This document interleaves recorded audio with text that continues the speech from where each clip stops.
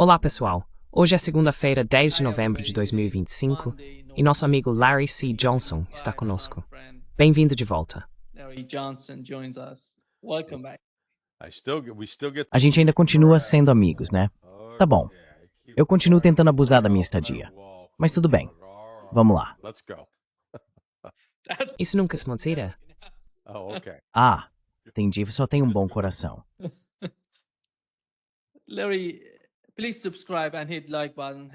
Larry, por favor, inscreva-se e clique no botão de curtir.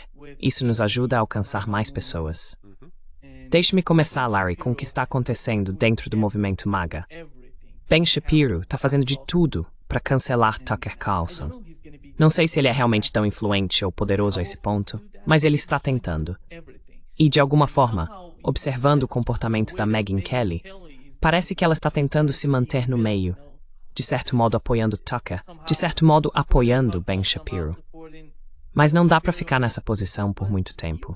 É preciso escolher um lado nesse tipo de conflito. Como você vê o que está acontecendo dentro do movimento MAGA?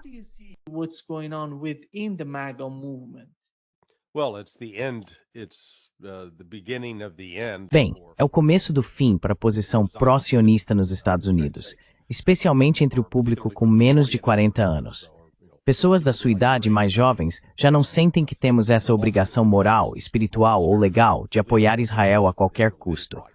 E o Tucker se tornou uma voz importante nesse sentido.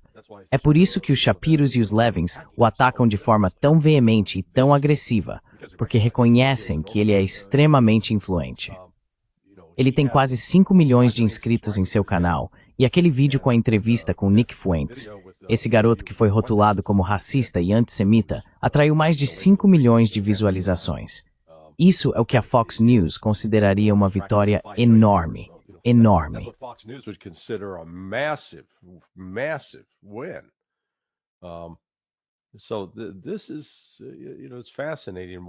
É fascinante ver as pessoas se alinhando e escolhendo lados. E do meu ponto de vista, os sionistas vão perder. Eles estão perdendo o controle. Tudo que Mark Levin faz ao atacar o Tucker, e tudo que Ben Shapiro faz ao atacar o Tucker, simplesmente traz mais apoio ao Tucker. Não é como se as pessoas estivessem dizendo, cara, esses sionistas têm um ótimo argumento.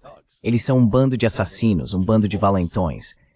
Isso enfraqueceu muito Trump, e não sei se ele percebeu isso ainda ou não, mas acho que ele se feriu fatalmente. Sua presidência será um fracasso, não um sucesso, porque ele escolheu o lado de Israel em vez do lado da América. E há americanos demais agora que não querem ter nada a ver com os sionistas e essa postura reflexivamente pró-Israel.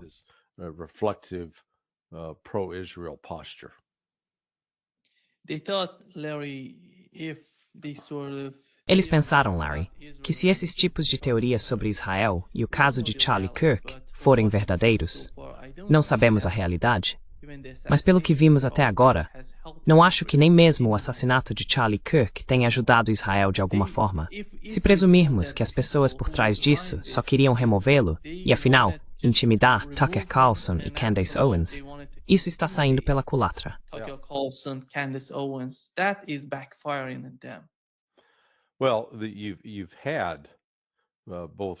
Bem, tanto Mark Levin quanto o congressista Randy Fine basicamente fizeram ameaças de morte contra o Tucker. Eles não usam a palavra matar, dizem neutralizar. Vamos neutralizá-lo. Bem, isso é um eufemismo para matar alguém. Essa divisão que surgiu agora, ou melhor, essa fissura entre o grupo pró-sionista e o grupo agora anti-sionista é significativa. Um grande número de pessoas está basicamente começando a virar as costas para Trump porque ele é visto apenas como um servo de Bibi Netanyahu.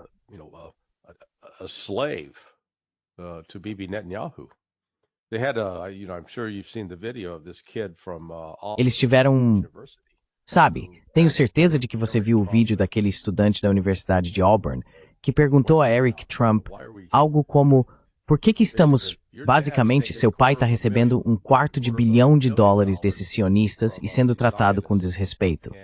E eles responderam: bem, porque o Irã está tentando conseguir uma arma nuclear. E o garoto, muito esperto, disse: espera um segundo, o Irã é signatário da IAEA e não há evidências de que o Irã tenha uma arma nuclear. Israel não é, e tem uma. Então, onde estão nossas prioridades? Então, sabe, esse tipo de ideia tem sido expressa, estão às claras agora, e não dá mais para colocá-las de volta na garrafa. They're out in the open now, and you're not going to get those back in the bottle. They're trying to remove Thomas Massie from his position. Eles estão tentando remover Thomas Massie de sua posição em Kentucky. E ele estava falando sobre Miriam Adelson, gastar 20 milhões de dólares contra ele. Estou tão feliz que não sei se você viu a entrevista dele. Ele está falando sobre o governo Trump. Na visão dele, ainda há algum tipo de esperança no governo Trump e nas pessoas que trabalham para Donald Trump. E aqui está o que Thomas Massie disse. É meio parecido com o que sempre falamos quando falamos sobre o governo Trump.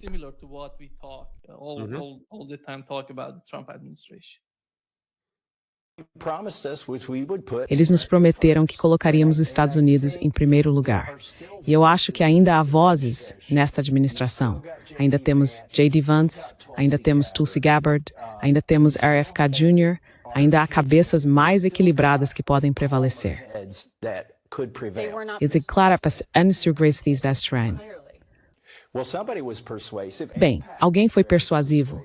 A AIPAC é muito persuasivo. Por exemplo, o lobby de Israel no Congresso, se você olhar os perfis dos meus colegas agora, todos parecem iguais. Todos estão tweetando a mesma mensagem. Temos que apoiar Israel e temos que fazer isso.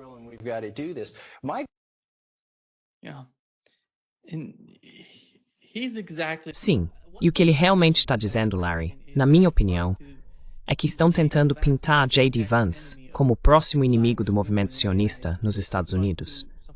Estão tentando atacar J.D. Vance porque não o veem como um aliado. Eles o veem como alguém que pode representar uma ameaça na próxima eleição presidencial. Eles não o veem da mesma forma que veem Donald Trump. O movimento sionista não o enxerga assim. Then prosai pedis por shirk quarshas decided te wash peshi em Braille 2028. Any sort of possibility to get elected in 2028.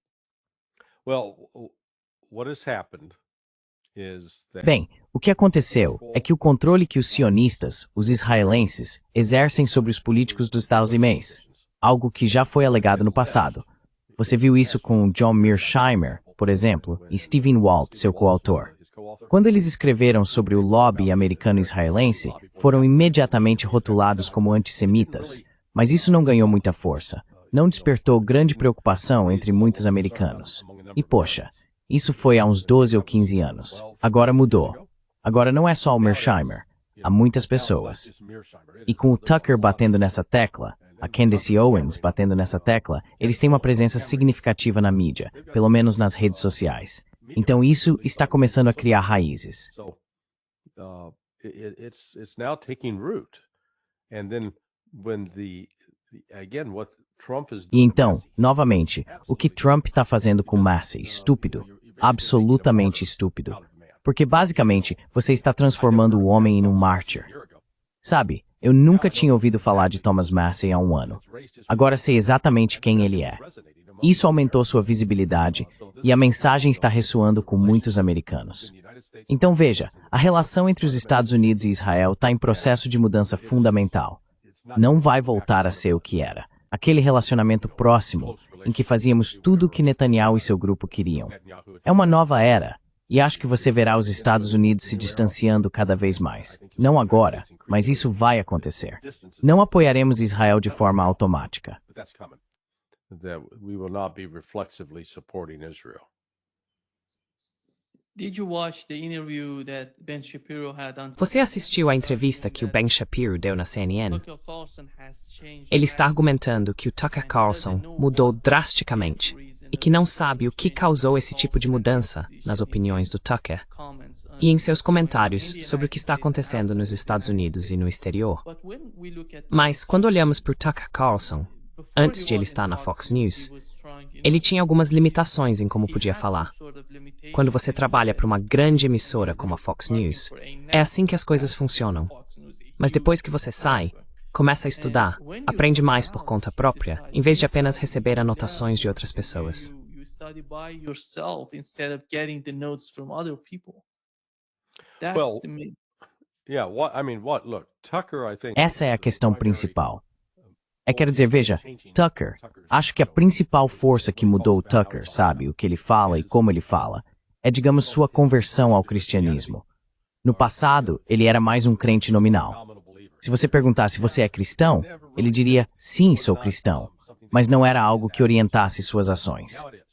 Agora é. E sabe, um dos pontos que ele levantou naquela entrevista que fez com aquele garoto, Nick Fuentes, foi que isso vai contra o cristianismo. Essa calúnia de sangue, culpar um grupo de pessoas, dizer que são os judeus ou os russos. Se você pega um grupo e coloca um rótulo nele, ele diz isso é errado.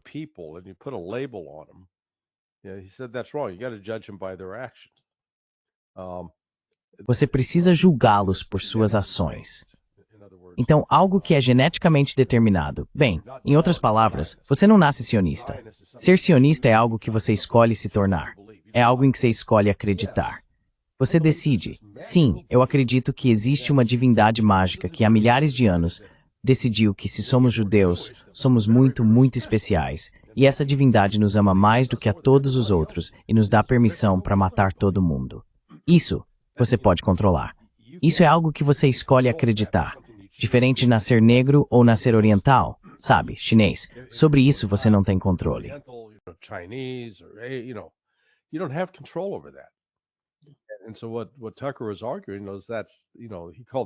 Então, o que o Tucker estava argumentando era que, sabe, ele chamou aquilo de calúnia de sangue e se posicionou contra.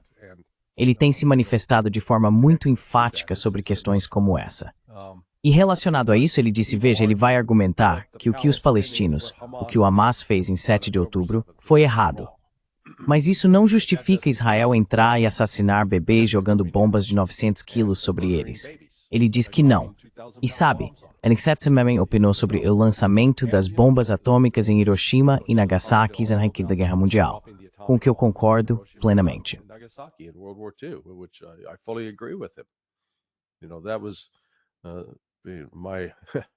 Sabe, isso foi o meu... Bem, eu venho de Independence, Missouri. Cresci lá, estudei no ensino fundamental do outro lado da rua, da casa de Harry Truman. E Harry Truman ainda estava vivo quando eu era menino. Mas sabe, Truman estava absolutamente errado em sua decisão de autorizar o uso da bomba atômica. E o Tucker se manifesta contra isso. Então, o Tucker está em uma posição moral muito mais sólida para discutir esses assuntos do que o Shapiro tem estado. E quando Mark Levin ou Ben Shapiro dizem que ele está promovendo ódio aos judeus, eu disse, não, Mark, Ben, nós não odiamos judeus. Nós só odiamos vocês, certo? Vocês, porque são dois seres humanos desprezíveis, cheios de nada além de ódio.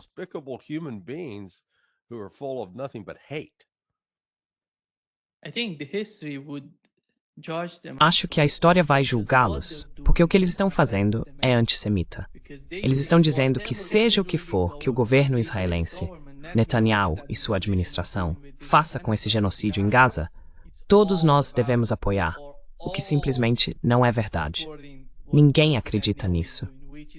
Mas eles querem sustentar esse argumento, o que, na minha opinião, é o que realmente equivale ao antissemitismo.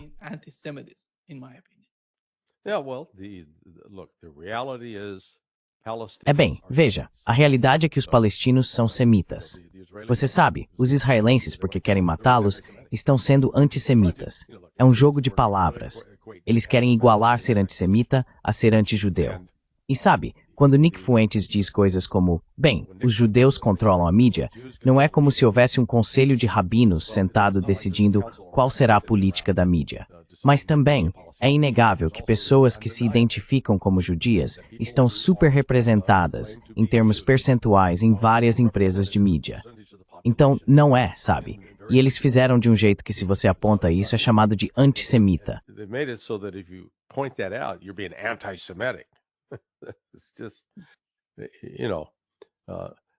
É só que, sabe, é racista dizer que a Associação Nacional de Basquete é predominantemente negra. Isso é apenas um fato objetivo, isso não é ser racista. Mas o que é, sabe, eu acho, e isso é uma característica peculiar do Ocidente, da América, da Europa, é que a quantidade de melanina na pele de alguém, sabe, a cor da pele, se você é mais claro ou mais escuro, faz com que você seja de alguma forma diferente.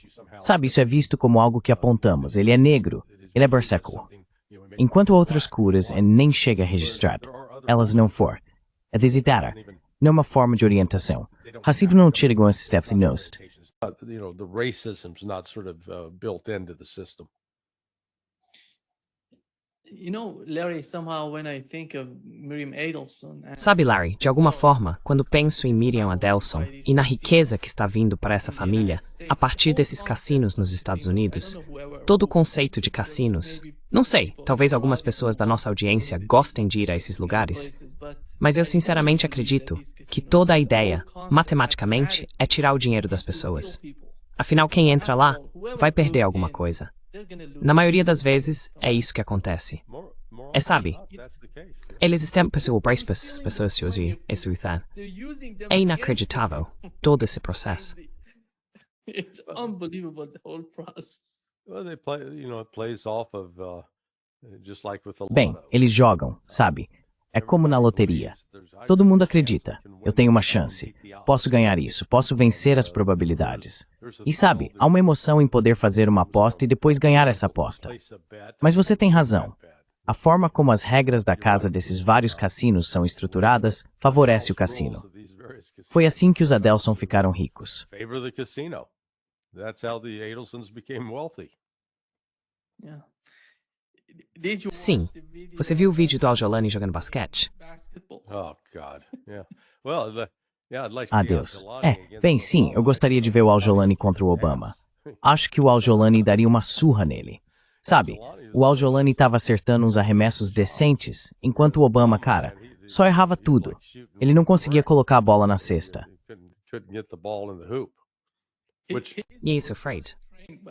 well, it just goes to explode the myth that just because you're black doesn't Bem, isso só serve para explorar o mito de que só porque você é negro não significa que saiba jogar basquete.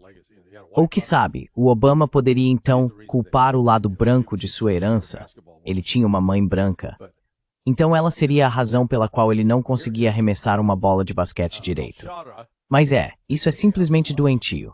Aqui está, sabe, o Al-Shara, também conhecido como Al-Jolani, que e eu não uso o termo terrorista de forma leviana, ele foi o líder de uma organização extremista islâmica que acreditava em matar outros muçulmanos porque eles não eram devotos o suficiente. Eles eram vistos como apóstatas porque tinham certas crenças. Eles mataram cristãos. E veja só, estamos dando um grande abraço neles e fingindo que são apenas caras normais. We're giving him a big old bear hug and just pretending he's just a regular guy. So, if nothing else, it Então, se nada mais, isso expõe como uma farsa a política dos Estados Unidos sobre o combate ao terrorismo. Sabe, toda essa história de temos uma guerra contra o terrorismo, não é? Meu Deus, já tem o quê? 24 anos agora, voltando a 11 de setembro de 2001. 24 anos, um quarto de século. Inacreditável. E isso tem sido usado apenas como desculpa para aumentar o orçamento de defesa, em primeiro lugar. Mas também usamos isso como desculpa para justificar matar pessoas de quem não gostamos. Quero dizer, isso realmente condicionou uma grande parte da população dos Estados Unidos a aceitar que o governo americano pode sair por aí matando outras pessoas, sem motivo, sem justificativa. without reason, without justification, just as long as we label him a terrorist, it's okay, we can kill him. Contanto que os rotulemos como terroristas, tudo bem, podemos matá-los. E isso é visto como, estamos prevenindo o terrorismo ao matá-los. Então prevenimos o terrorismo praticando terrorismo. É simplesmente, sabe, realmente doentio. E quando você volta e analisa todas as operações militares dos Estados Unidos no Afeganistão depois do 11 de setembro, matamos muitos civis afegãos. Nenhum desses afegãos que estávamos matando realmente tinha envolvimento com o 11 de setembro. Sabe, Bin Laden foi uma força importante por trás daquilo. Khalid Sheikh Mohammed também. Eles não eram afegãos. Sheikh Mohammed. They were Afghans. Yeah, we use that as an excuse to go into Afghanistan. And Mesmo assim, usamos isso como desculpa para entrar no Afeganistão. E sabe, antes que as pessoas comecem a dizer, você está ignorando que foi a CIA, veja, o fato é que a comunidade de inteligência dos Estados Unidos teve um relacionamento no passado com Bin Laden, e muito provavelmente esteve envolvida de alguma forma. Ryan Dawson fez um excelente filme, e eu incentivo todos a assistirem. Você pode encontrá-lo no BitChute e no Rumble. Mas dito tudo isso, o desses terroristas acabou tratando apenas uma desculpa para os Estados Unidos realizarem algumas ações ilegais e imorais.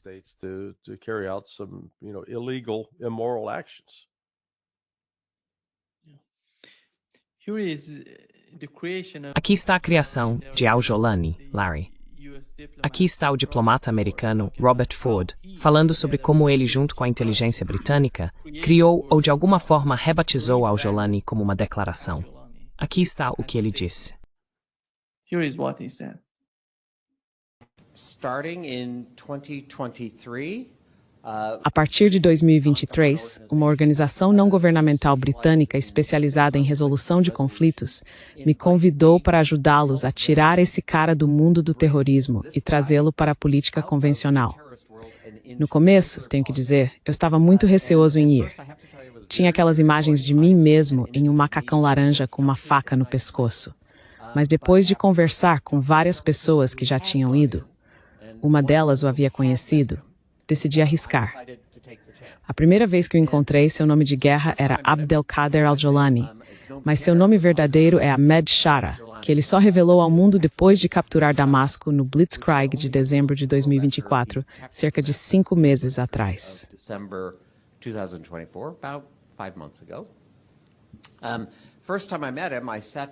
A primeira vez que o conheci, sentei-me ao lado dele, literalmente tão perto quanto estou de Roy, e disse todo em árabe: nunca em 1 milhão de anos eu poderia imaginar que estaria sentado ao seu lado. Barba longa, de uniforme militar. E ele olhou para mim, falou muito suavemente e disse: Wallah, Ana, eu também não. E continuamos e, na verdade, tivemos uma conversa bastante civilizada. Compartilho isso porque ele disse algo que realmente despertou meu interesse. Ele nunca se desculpou pelos ataques terroristas no Iraque ou na Síria, embora houvesse bem menos na Síria.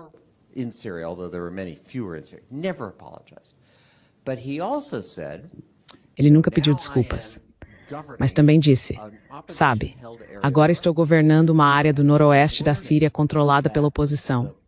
E estou aprendendo que as táticas e princípios que segui no Iraque não se aplicam quando você realmente precisa governar 4 milhões de pessoas. Eles tinham 2 milhões de residentes naquela parte da Síria, além de outros 2 milhões de refugiados que vieram de outros lugares, um total de cerca de 4 milhões de pessoas. Ele disse: estou disposto a fazer concessões. Fiquei muito impressionado com isso. Foi em março de 2023, pouco mais de 2 anos atrás. Voltamos lá uma segunda vez.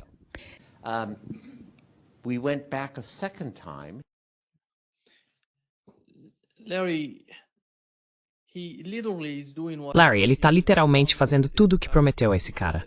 Ele disse isso. Mas ele está matando pessoas na Síria. E o que me surpreendeu, Larry, é que ele não mencionou que é um diplomata dos Estados Unidos. Ele não está falando sobre a CIA. Está falando sobre o MI6 está interessado. O que é isso, Larry, para todos nós? Na Ucrânia, é a mesma coisa. Eles têm a vantagem. Quem são essas pessoas e quem as apoia? O exército deles não é tão grande. O país não é tão poderoso. A indústria deles não é tão influente. O que é isso? E quem o está apoiando?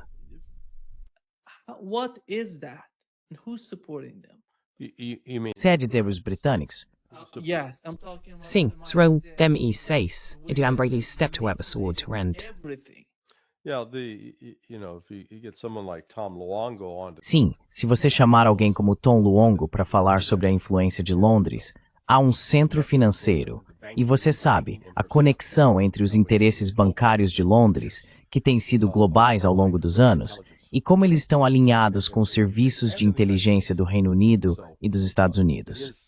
Então, sabe, gostamos de acreditar que vivemos em um mundo preto e branco, onde podemos sentar e dizer: isto está certo, isto está errado.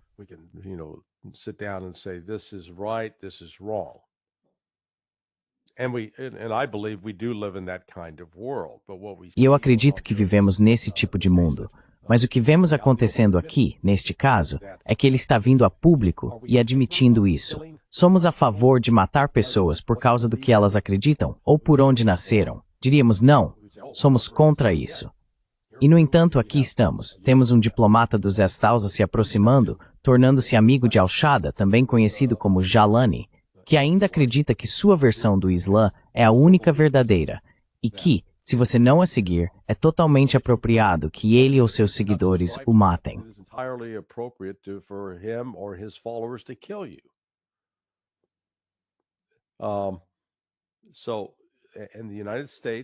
E os Estados Unidos têm um longo histórico, que remonta à invasão soviética do Afeganistão em 1979 e 1980. Quando os Estados Unidos iniciaram aquele esforço, é preciso perguntar, por quê? Não estávamos fazendo isso para libertar o povo do Afeganistão, porque nos alinhamos com islamistas radicais. Quando falo de um islamista radical, refiro-me a alguém que parte de uma posição teológica sunita e acredita possuir a única verdade, o único relacionamento válido com Deus, e que se você não seguir a forma como eles interpretam o Alcorão e apresentam a essência do Islã, eles podem matá-lo e destruí-lo.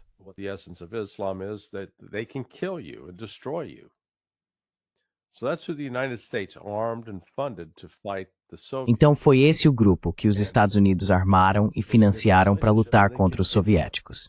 E esses relacionamentos iniciais, eles os mantiveram. Foram os Estados Unidos.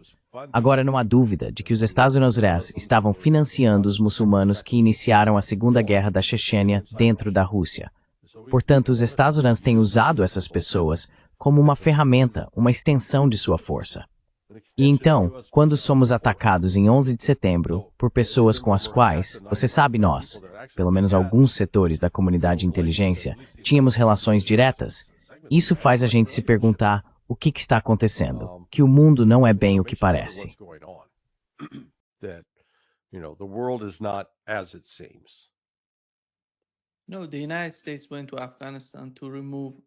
Não, os Estados Unidos foram ao Afeganistão para remover o Talibã do poder. Mas durante aqueles 20 anos em que permaneceram lá, e sabe, tentando construir, reconstruir, mudar o sistema educacional e tudo mais, não se vê nenhuma evidência real de que tentaram trabalhar com as pessoas que eram importantes no Afeganistão, como Ahmad Shah Massoud. Ele era, acho, uma das principais alternativas para o que poderia ter acontecido antes de os Estados Unidos irem ao Afeganistão. Eles tiveram a oportunidade de convidá-lo, sabe, de entregar o governo nas mãos de pessoas mais razoáveis, mas não fizeram isso. Qual era o problema com Ahmad Shah Massoud? Não havia problema. Quer dizer, os Estados Unidos o apoiavam e ele foi assassinado.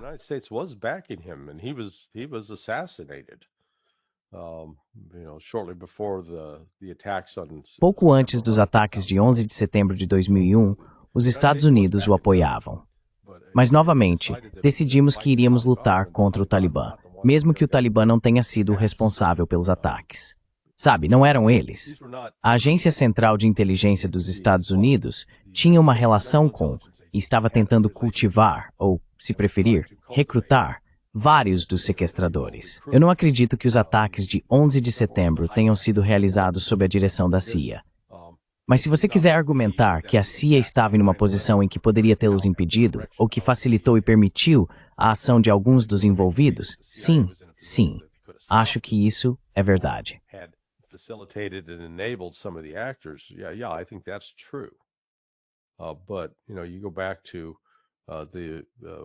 Mas veja, voltando ao primeiro ataque ao World Trade Center em 93, com Ramzi Youssef. E novamente, quando você começa a analisar a relação entre Ramzi Youssef e seu tio, Khalid Sheikh Mohammed. Khalid Sheikh Mohammed era realmente o cérebro, o visionário, organizando várias operações. Agora, ele tinha relações com a CIA? Provavelmente. A CIA o estava dirigindo e dando as ordens? Não acredito nisso. Mas veja, mais uma vez, isso mostra que o mundo não é preto e branco. Esses são os terroristas e nós somos os mocinhos. Como acabamos de ver no trecho que você mostrou, aqui está um diplomata dos Estados Unidos se aproximando de al-Jolani.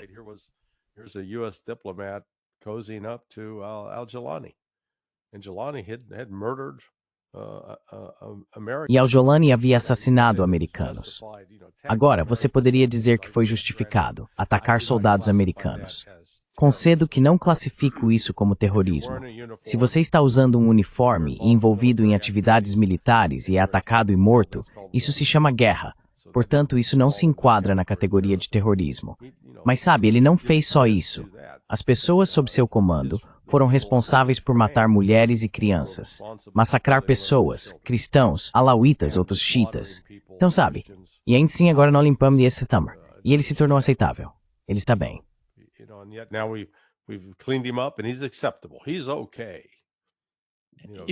Ele nem sequer pediu desculpas pelo que fez. Não se arrependeu. Apenas disse, desta vez vou ser diferente. Sim, eu sou um grande crente nisso.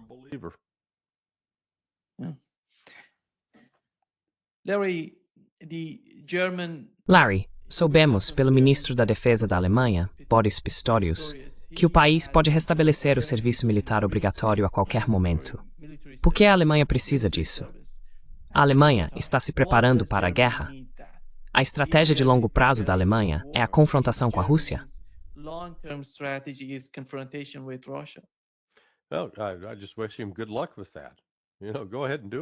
Eu só desejo boa sorte a ele com isso. Vá em frente e faça. O que estamos testemunhando é que muitos desses políticos fracassados na Europa fazem ameaças, falam de maneira muito beligerante, mas quando chega a hora de realmente agir, eles recuam. Tem um vídeo ótimo, acho que está no TikTok, ou talvez eu tenha visto no Facebook. É de um chihuahua bem pequenininho, e chihuahuas geralmente são cachorrinhos bem bravos. Há uma porta de vidro, uma porta de correr, e do outro lado está um dog alemão enorme. O chihuahua está ali enlouquecido, latindo, e então o dono abre a porta de correr, e o cachorro simplesmente congela.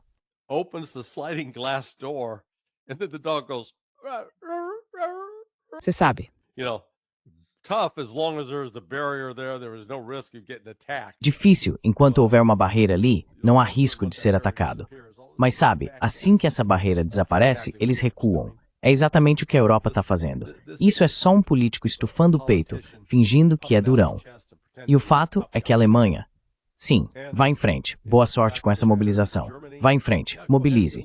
Vocês estão há 2 anos, se começassem hoje, há 2 anos, de conseguir colocar em campo soldados que sejam, ao menos potencialmente competentes.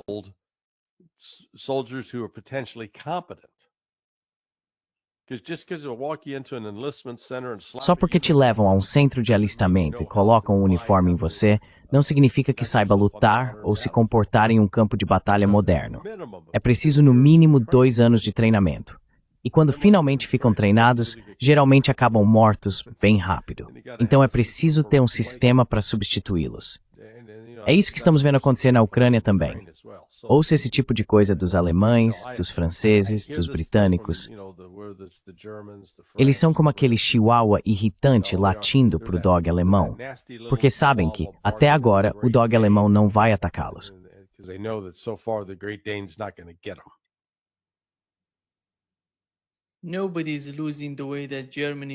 Ninguém está perdendo como a Alemanha está perdendo nesse jogo na Ucrânia. E eu não sei o que esses líderes na Alemanha estão pensando.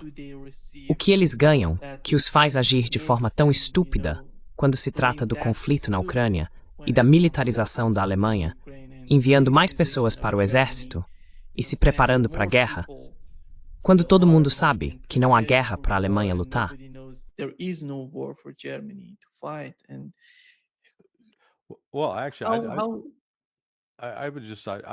Bem, na verdade eu diria que a Polônia sofreu mais do que a Alemanha.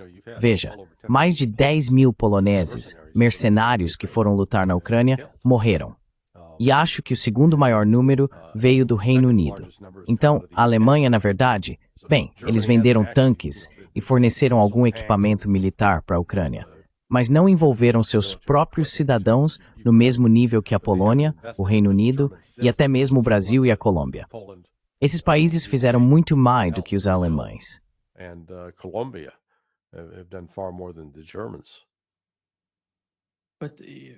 Mas militarmente você está certo.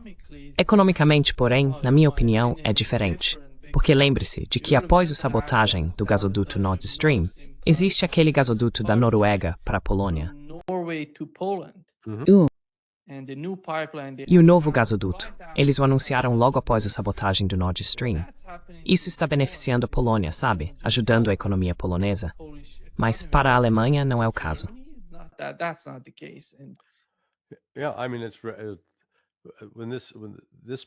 Sim, quero dizer, esse período da história é, quando os historiadores escreverem sobre ele, sobre o que temos vivido nos últimos 3 anos e meio, eles vão coçar a cabeça tentando entender por que a Alemanha cometeu suicídio econômico. Por que ela aceitou que os Estados Unidos explodissem o gasoduto Nord Stream? E então, nesse processo, meio que aceitou alegremente o fato de que os Estados Unidos estão capturando a indústria alemã, certo? Empresas que realmente empregavam pessoas na Alemanha estão deixando o país e indo para os Estados Unidos. Agora, isso deixa o Trump feliz. Now that makes Trump happy. Part of his plan to reindustrialize, America. Parte do plano dele para reindustrializar os Estados Unidos. Mas no caso da Alemanha eu não entendo. Sério, é uma forma irracional de lidar com o mundo. Veja, a Alemanha foi transformada nos últimos 30 anos com o número de imigrantes que chegaram. E por isso há um número significativo de turcos que vivem na Alemanha e agora são cidadãos. Mas a reputação da Alemanha como aquele grande país industrial que fabrica os melhores Mercedes, BMW e Audi, essa reputação está desaparecendo. Está se tornando de fato meio sem força. Eles têm uns mísseis Taurus, mas como força infinita, a Alemanha está esgotada. As a military force, Germany is spent.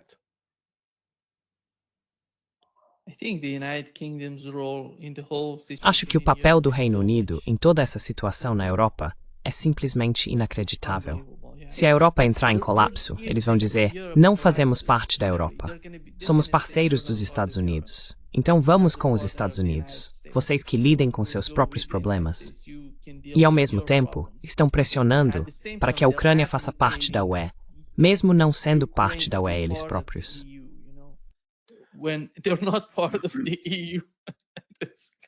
Well, the economic fundamentals.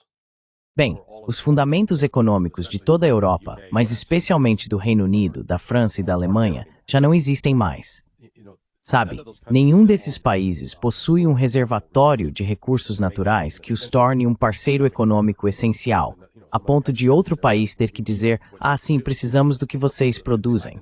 Então, eles carecem de recursos naturais. Houve um tempo em que tinham esse poder industrial. Na verdade, a era industrial moderna começou no Reino Unido, no século XIX, mas eles estão perdendo fábricas, não estão construindo novas e não estão produzindo itens essenciais. Foram financiarizados, então essa base já não existe mais. Estão caminhando, digamos, para a extinção. Não têm os fundamentos necessários para sobreviver como uma sociedade moderna daqui para frente. As a modern society going forward.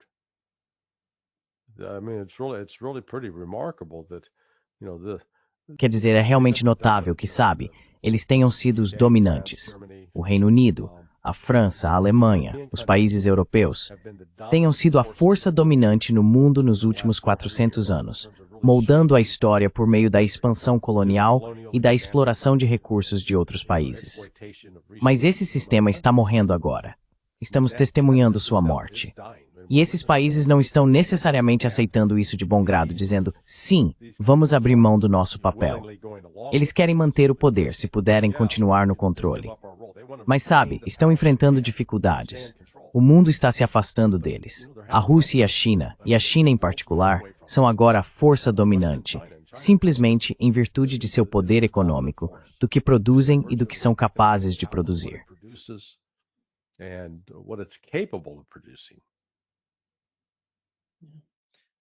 Larry, como a Rússia quer pôr fim ao conflito na Ucrânia, dadas as realidades, o que eles estão vendo com o governo Trump mudando constantemente de ideia e falando sobre algo novo? Vi que você publicou em seu site, sonar21.com, onde fala sobre Lavrov e sua posição. Que ponto você está tentando destacar e como a Rússia vai gerenciar a comunicação entre eles e o governo Trump? Between them and the Trump administration. Well, there were 2 meetings last week in Moscow. Bem, houve 2 reuniões na semana passada em Moscou. A primeira tratou da posição da Rússia sobre o controle de armas e a retomada dos testes nucleares. Lavrov não participou dessa reunião. Então, no dia seguinte, ou no outro dia, houve outra reunião de segurança nacional, da qual Lavrov também não participou. Isso, rapaz, gerou rumores e especulações no Ocidente de que havia uma divisão entre Putin e Lavrov, de que Lavrov estava de saída, de que não era mais bem-vindo. Ou, como explicação alternativa, de que os russos temiam que fosse ocorrer um ataque de decapitação, que o Ocidente fosse atingi-los com uma arma nuclear em Moscou.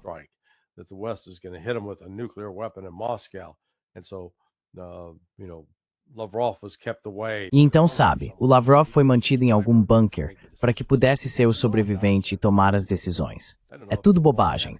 Não sei se o Lavrov estava resfriado ou apenas tirando uma folga, mas ele apareceu muito firme ontem, ou anteontem, completamente alinhado com a política de Putin, deixando muito claro que esta guerra não acabou, mas que eles estão abertos.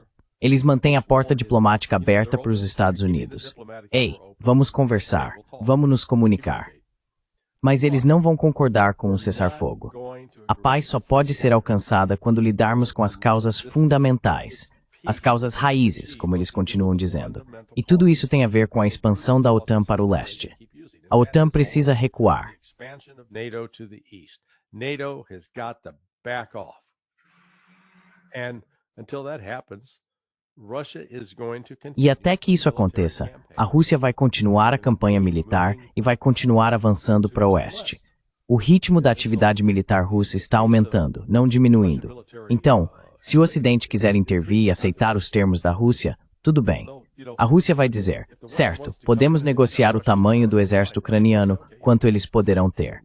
Mas não vai haver OTAN. Isso acabou. E os territórios que votaram para se tornar parte da Rússia, eles vão continuar sendo parte da Rússia. Eles não vão voltar para a Ucrânia. Então há mais alguma coisa sobre a qual você queira falar? Essa é a atitude dos russos. Eles vão vencer isso militarmente. Eu não vejo isso terminando com um acordo negociado.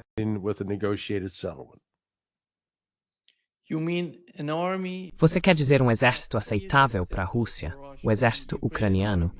Um que não seja capaz de atacar profundamente o território russo, ou seja, sem mísseis de longo alcance. Certo.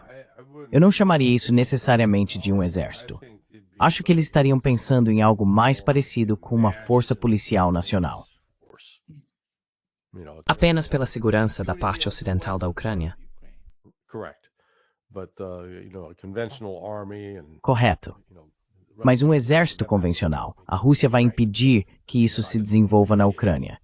E eles vão conseguir isso por meio de negociações ou de força coercitiva. Eles vão cercar completamente as partes sul e leste da Ucrânia.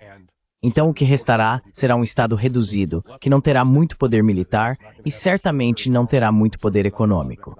A Ucrânia está em processo de morrer.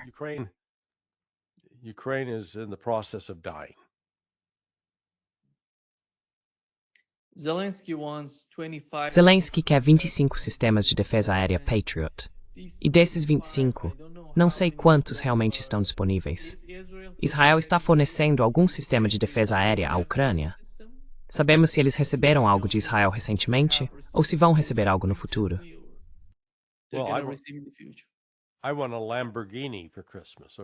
Eu quero uma Lamborghini de presente de Natal, certo? Só porque eu quero uma Lamborghini não significa que eu vou ganhar uma.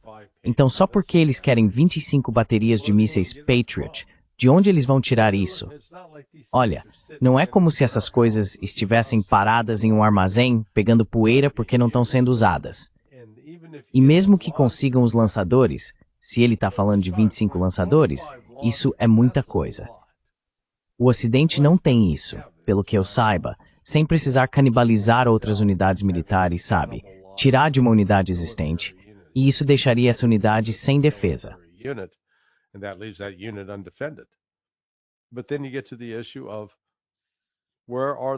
Mas aí surge a questão de onde virão os mísseis para esses lançadores.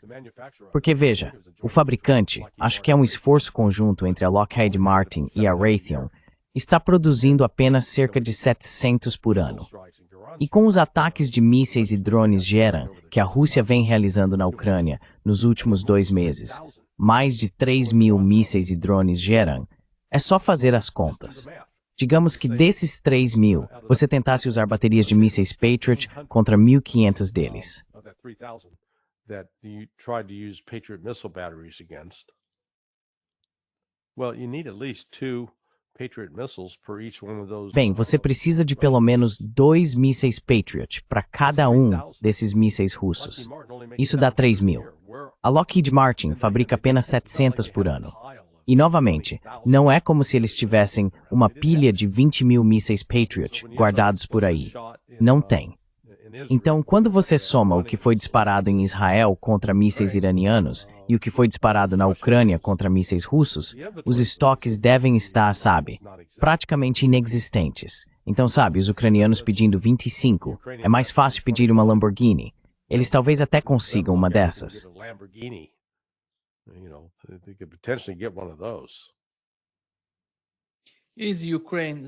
Zelensky acredita que a Ucrânia é um aliado estratégico dos Estados Unidos. Será que é mesmo o caso? Quero dizer, que tipo de parceiro estratégico é esse?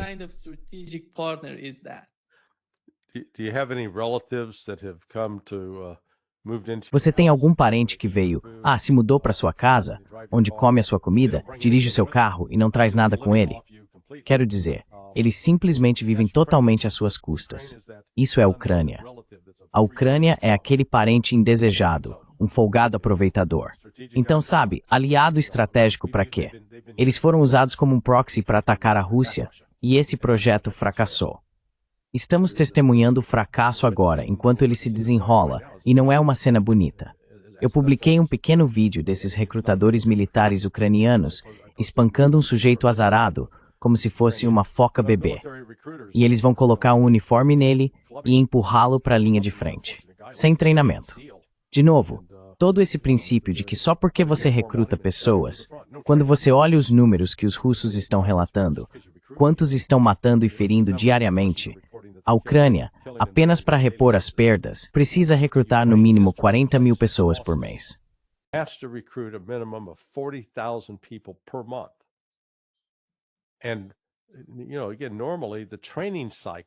E você sabe, novamente, normalmente o ciclo de treinamento. Se você vai recrutar alguém e colocá-lo nas Forças Armadas e quer que essa pessoa seja eficaz em combate, precisa ter pelo menos 12 meses de treinamento. Pois bem, eles não estão recebendo isso. Estão apenas recebendo um uniforme, uma arma nas mãos e sendo enviados para lá. Então essas não são tropas que serão eficazes em combate contra a Rússia. Isso está virando uma bola de neve. Eles criaram um sistema disfuncional e ele vai se tornar ainda mais disfuncional a cada semana que passa. Um dia, não sei se será neste ano ou no início do próximo, mas parece que o sistema vai desmoronar. Isso não é sustentável.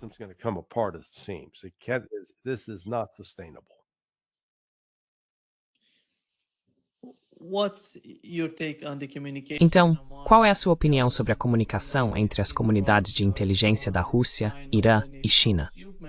Você mencionou a guerra que o Irã teve com Israel, a experiência que eles ganharam contra o sistema de defesa aérea israelense, e a Rússia tem muita experiência de campo na Ucrânia, lutando contra a OTAN, principalmente os Estados Unidos, e lidando com o sistema de defesa aérea americano. Certo? Eles estão compartilhando essas informações com os chineses? Tenho certeza de sim.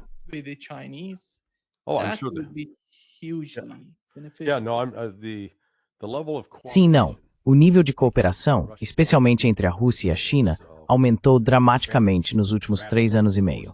Se voltarmos ao início de 2022, com a Operação Militar Especial em fevereiro, não havia aquele nível de cooperação e colaboração entre a Rússia e a China.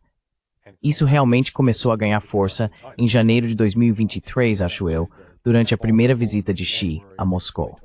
Putin e Xi começaram a reconhecer que velho ditado de Benjamin Franklin, se não permanecermos unidos.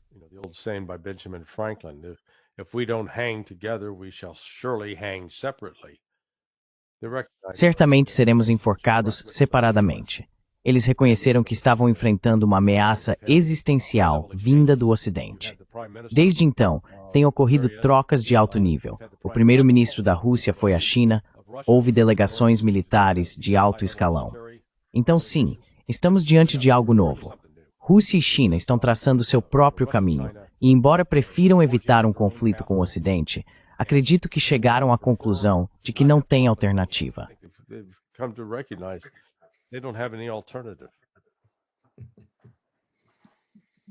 Essa é a Rússia, Paul. Você se juntou a nós. Bem-vindo, antes de tudo. Bem, olá para vocês dois. Oi aí. Paul, você acha que existe algum tipo de alternativa para a Rússia, a China e o Irã lidarem com os Estados Unidos e sua política externa, além de confrontá-los diretamente? Bem, você diz Israel? Não, estou falando sobre o Irã, a Rússia e a China. Que alternativa eles têm, em vez de o confrontar ou confrontar a política externa dos Estados Unidos?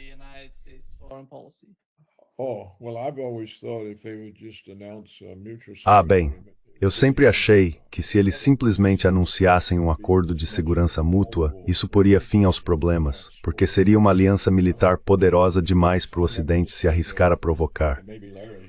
Eu nunca entendi, e talvez o Larry tenha uma visão melhor do que eu, dado o seu histórico, eu nunca entendi o que parece ser uma relutância extraordinária por parte dos russos e chineses em simplesmente anunciar um tratado de segurança mútua e incluir o Irã.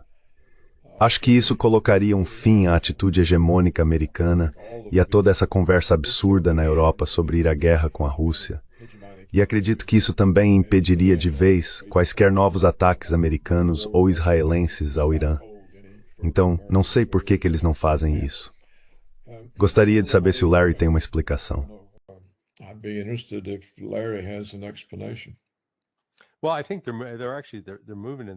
Bem, acho que eles estão realmente se movendo nessa direção.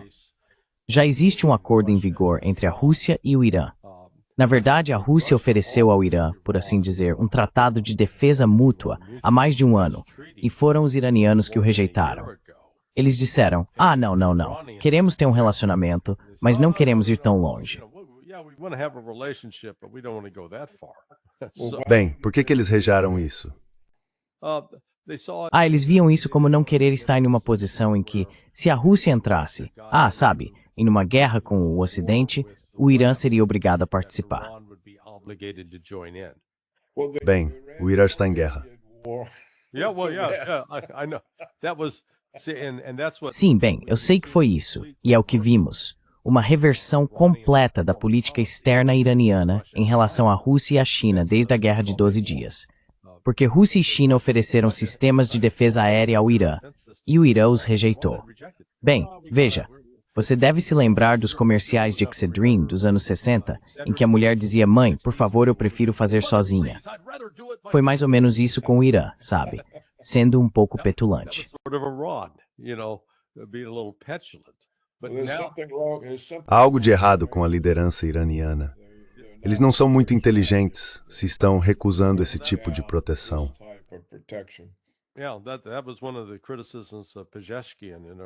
Sim, essa foi uma das críticas a Pezeshkian e Arakchi, que você sabe, a Rússia havia feito a oferta. Agora, desde então, o Irã mudou de ideia e está aceitando. Eles tiveram visitas de alto nível, então estão muito mais integrados com a Rússia e a China no campo da defesa do que nunca. Então, é isso. E veja, eu não sei se a Rússia e a China vão necessariamente formalizar um acordo, mas o que estão fazendo, de fato, é bem claro. E veja, nós reconhecemos que as coisas começaram a mudar nos Estados Unidos, onde a Rand Corporation, 4 ou 5 anos atrás, insistia que precisávamos confrontar a China, que era uma grande ameaça militar. Agora, eles estão dizendo que é melhor descobrirmos como nos dar bem com eles, porque não podemos vencê-los, o que é verdade.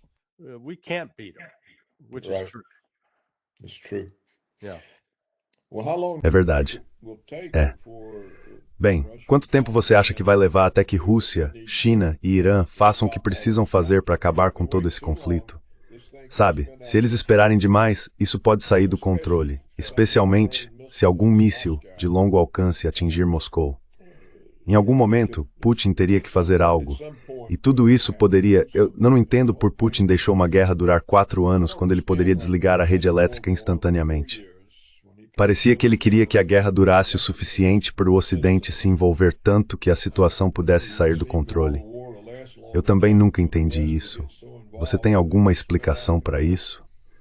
Quer dizer, eu não acredito em toda essa conversa de os ucranianos são grandes amigos. Quando você está em um conflito, seu trabalho é acabar com ele.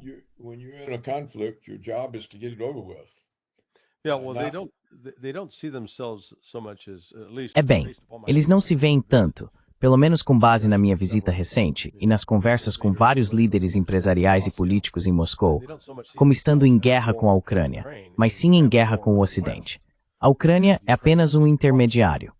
Um cara disse, olha, estamos travando uma guerra entre parentes, porque tantos russos são casados com ucranianos e vice-versa. Não sei se você viu as notícias da semana passada. Mas uma ambulância foi até a casa dos pais do general Syrskyi, que moram na Rússia, para levar o pai dele ao hospital. Então temos um general ucraniano cujos pais são cidadãos russos vivendo na Rússia.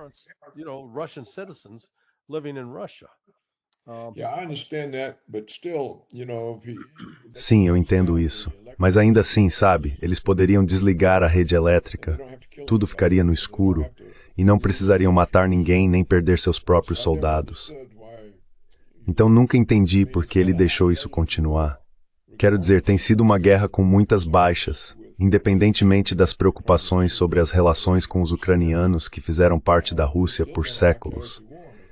Ainda assim, tem sido uma guerra com muitas baixas. Acho que poderia ter sido evitada. Notei na semana passada que os militares finalmente convenceram Putin e eles desligaram uma grande parte da rede.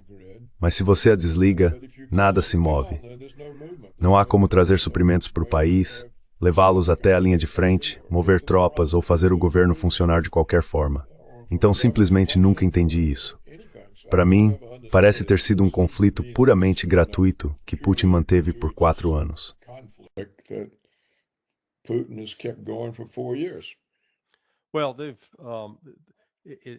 Bem, na verdade, acho que nós no Ocidente tendemos a atribuir mais poder e influência a Putin do que realmente é o caso.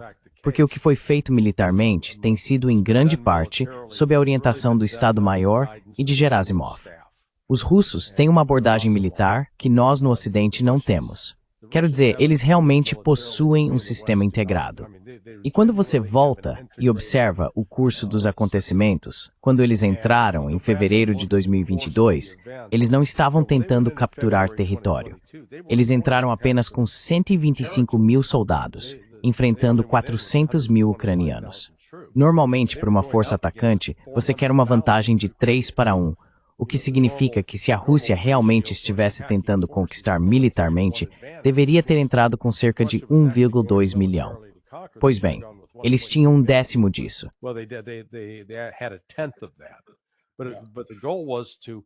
Mas o objetivo era obrigar os ucranianos a negociar. E de fato, isso funcionou. Eles tinham aquela coluna de tanques, descrita de várias formas como tendo de 40 a 65 quilômetros de extensão, estacionada ao norte de Kiev por um mês. E durante todo esse tempo, o que ainda me fascina é que os ucranianos não lançaram nenhum ataque eficaz contra aquelas colunas de tanques. Quero dizer, eles estavam parados, eram alvos fáceis. Poderiam ter eliminado um número enorme, mas não o fizeram. Não sei se foi por falta de capacidade ou por outro motivo, mas as negociações avançaram em Istambul e eles chegaram a um acordo preliminar. Quando falei com Lavrov em março, ele destacou isso. Ele disse, veja, o acordo com o qual estávamos trabalhando foi trazido à mesa pela Ucrânia. Então esse foi o estágio inicial. E então os Estados Unidos e a Grã-Bretanha intervieram e sabotaram tudo. Esse é o acordo que o Boris Johnson estragou. Sim, exatamente. E a partir desse ponto, os russos começaram a recalibrar. Se você voltar e olhar o mapa da Ucrânia naquela época, Mariupol, as áreas que a Rússia controlava a partir da Crimeia e o que eles mantinham em Donbas, havia uma grande lacuna onde Mariupol ainda estava efetivamente sob controle ucraniano. E em maio, os russos acabaram tomando Mariupol. Eles cercaram e capturaram vários membros do Azov. Foi aí que a guerra começou a mudar e se transformar.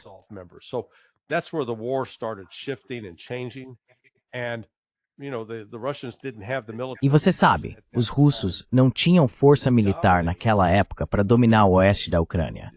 Então eles mobilizaram 300 mil a partir de setembro de 2022 e depois intensificaram sua campanha de recrutamento. Mas como em qualquer campanha de recrutamento, só porque você inscreve 40 mil homens em outubro, não significa que eles estarão prontos para lutar em janeiro. Quero dizer, se você os recrutar em outubro de 2022, eles talvez não estejam prontos para o combate até outubro de 2023. Então, esse foi outro fator por trás do que nós no Ocidente vimos como um atraso.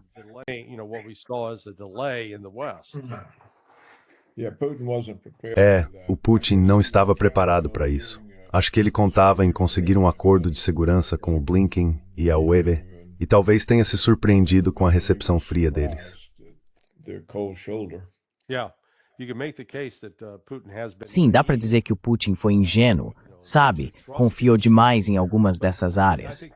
Mas acho que outra coisa que o influenciou foi que eles não queriam correr o risco de entrar numa guerra nuclear com o Ocidente até estarem prontos, até estarem preparados. Agora eles estão. É por isso que você está vendo esse movimento rápido agora, em direção ao oeste, e a Ucrânia não teve resposta.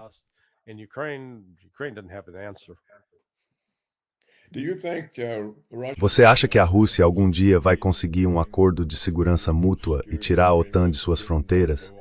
É uma questão de segurança para a Rússia, não é? Quer dizer, esse é o problema todo. Você acha que eles vão conseguir isso?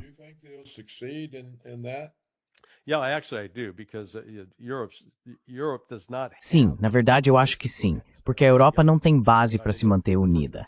Quero dizer, as fissuras, as fraturas já estão aparecendo. E sabe, eu estava comentando antes com o Nima, a melhor imagem para ilustrar isso, e ela está circulando nas redes sociais, é de um chihuahua minúsculo parado do lado de fora, num pátio. Há uma porta de vidro deslizante e do outro lado dessa porta está um enorme dog alemão. E o chihuahua, enquanto a porta está fechada, age como um cachorrinho irritado e valente. Aí você vê o dono abrir a porta de vidro e de repente o chihuahua fica com uma expressão de pânico. É hilário.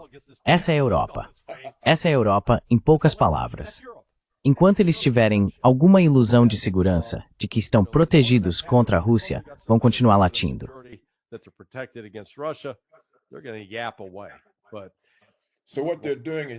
Então, o que eles estão fazendo na Europa agora, já que estão se desintegrando, é tentar usar a guerra para mantê-la unida. É disso que se trata toda essa conversa sobre guerra. É uma forma de concentrá-los, de tentar mantê-los juntos. É isso. Mas onde estão as fábricas? Sabe, eles não podem entrar em guerra com a Rússia. Na Primeira e na Segunda Guerra Mundial, ainda havia fábricas enormes, tanto na Alemanha quanto no Reino Unido. O Vale do Ruhr era uma potência industrial, mas eles não têm mais isso. Esse é o ponto. Você olha e pensa, vocês simplesmente não entendem os fundamentos.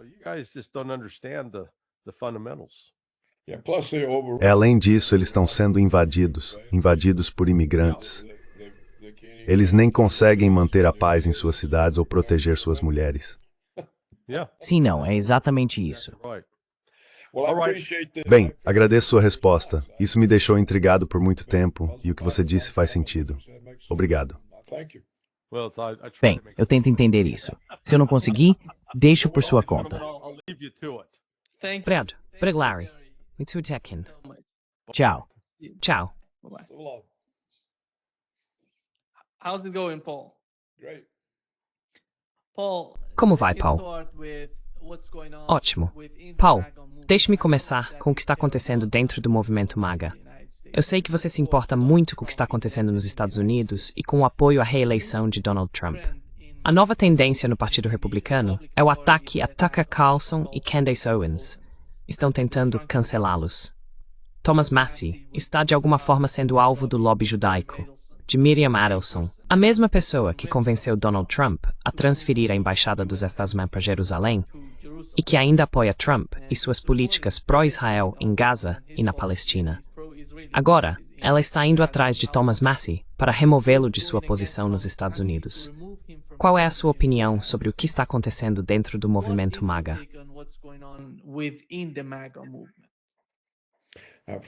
Primeiro, who's powered?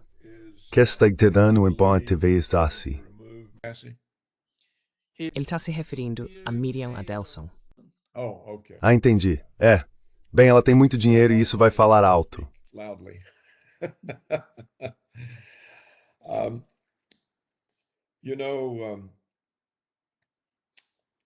Sabe, acho que não consigo responder isso com convicção. Tucker Carlson e Candace Owens estão responsabilizando Israel por crimes enormes que eles claramente cometeram. Vi hoje que o procurador-geral da Turquia emitiu um mandado de prisão contra Netanyahu por genocídio. Então as coisas estão começando bem, eu não diria que estão se voltando contra Israel, mas as pessoas estão começando a se manifestar mais. E muitos dos jovens do movimento MAGA estão convencidos de que Israel matou Charlie Kirk porque ele havia começado a criticar Israel e estava conduzindo a juventude do movimento MAGA a se afastar do compromisso com Israel.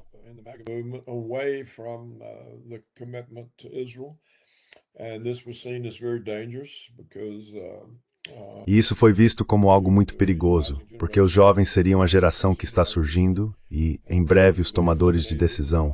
Então o eliminaram. Tudo isso mostra que Israel está se sentindo um pouco inseguro em comparação ao que está acostumado. Também mostra uma separação entre os jovens, incluindo os das universidades, que têm sido oprimidos por criticarem Israel. Há uma divisão entre os jovens apoiadores do MAGA e os apoiadores mais velhos. Muitos dos mais velhos são sionistas cristãos e frequentam igrejas evangélicas, onde aprendem que é o destino da América proteger Israel, que é a vontade de Deus que a América morra por Israel. Então agora existem duas visões diferentes dentro do movimento MAGA sobre Israel.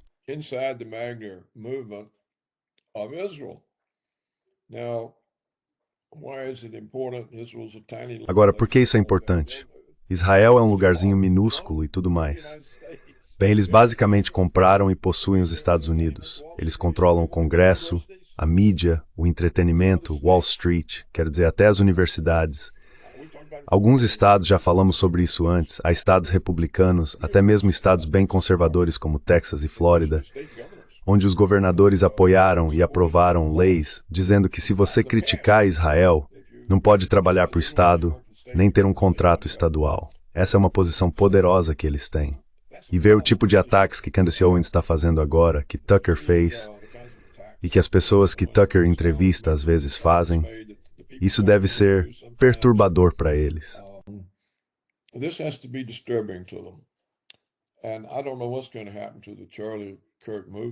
Eu não sei o que vai acontecer com o movimento de Charlie Kirk, porque, pelo que entendo, muitos dos jovens do MAGA acham que Israel o tomou, que o dinheiro israelense entrou novamente, que a esposa de Kirk é apenas uma figura simbólica e que Israel retomou o controle do movimento. Li um relatório outro dia que dizia que parece que Israel agora assumiu a fundação conservadora Heritage, ou seja, lá como se chama, a Heritage, em Washington, D.C. Então há uma divisão sobre como isso vai se desenrolar, eu não sei. Agora, também entre os MAGAs, sempre houve uma espécie de confusão, na minha opinião. Eles querem paz, mas também querem que os Estados Unidos lidem com seus inimigos. Estão convencidos de que China, Rússia e Irã são inimigos, mas dizem que querem paz. Eu não sei como conciliar isso, ou como eles conciliam.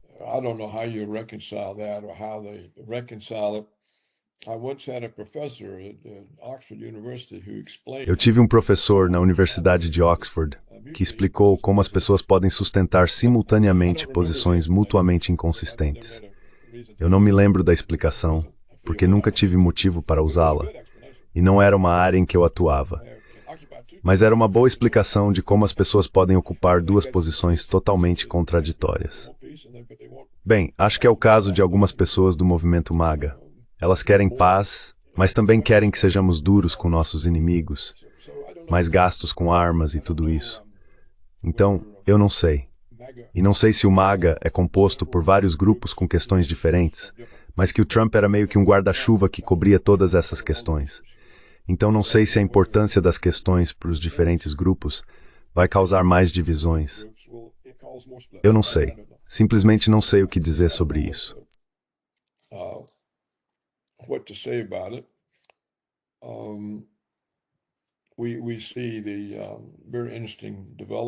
Estamos vendo um desenvolvimento muito interessante com esse homem Danny, que agora é prefeito de Nova York, o que já foi, e talvez ainda seja, a capital do capitalismo internacional. Isso sim é algo, um tipo de comunista como prefeito. Parece que os jovens com ensino superior foram um grande componente de sua vitória.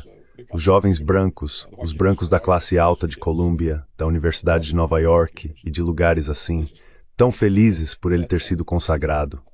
Suspeito que ele vai fazer uma grande bagunça e acabar tendo que implorar ao Trump por resgates. E não tenho ideia de qual seria a resposta de Trump. Mas fora isso, não posso dizer muito sobre esse movimento MAGA. Suponho que todos estejam felizes por a fronteira estar fechada. E isso não se pode tirar do Trump. Ele realmente fez isso. E ele também colocou Robert Kennedy para tentar reduzir o domínio da Big Pharma sobre a medicina americana.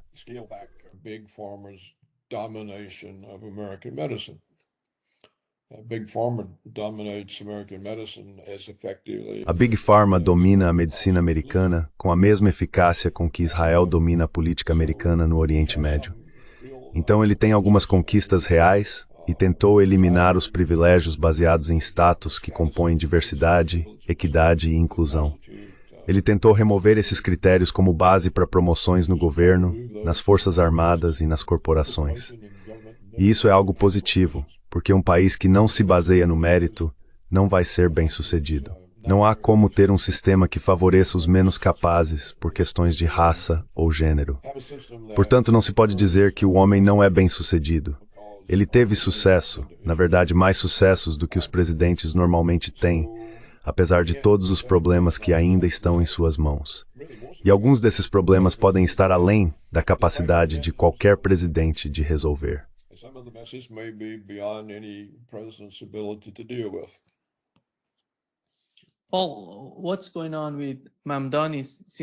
Paul, o que está acontecendo com Mamdani? Já que você mencionou o nome dele, ele é o prefeito, ou vai ser o próximo prefeito de Nova York, eu vejo Mamdani da mesma forma que eu observava e acompanhava o caso do Trump. Lembro-me de Donald Trump quando ele veio falar, negociar, confrontar, debater com os outros candidatos dentro do Partido Republicano.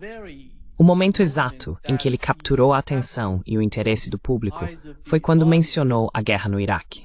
Ele disse, eu era contra a guerra no Iraque. Eu não concordei com a guerra no Iraque. Por que fizemos isso? Qual foi o resultado disso para a política externa e interna dos Estados Unidos? E ele continuou.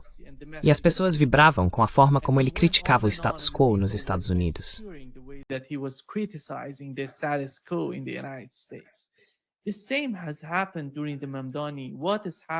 A mesma coisa aconteceu com Mamdani. O que aconteceu com ele, na minha opinião, foi um momento decisivo. Todos os candidatos em Nova York foram questionados. Para onde você quer ir no dia seguinte à eleição? Todos os candidatos no palco disseram, vamos para Israel. Mamdani disse, vou ficar em Nova York porque serei o prefeito de Nova York. Vou servir o povo de Nova York. Não me importo com mais ninguém. E não vou definir a política externa dos Estados Unidos, porque minha missão é em Nova York. Essa é a posição. São as pessoas insatisfeitas com o status quo nos Estados Unidos, que estão tentando encontrar alternativas.